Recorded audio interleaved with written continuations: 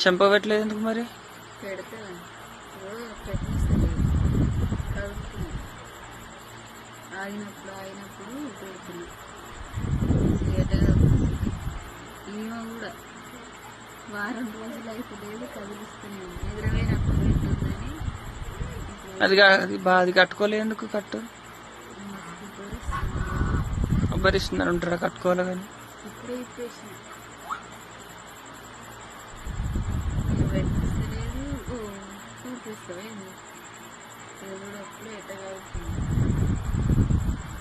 పండుకున్నప్పుడు పెట్టొద్దన్నారు వాళ్ళు కామెంట్. అన్నారని లేచినప్పుడు పెడదామంటే ఇప్పుడు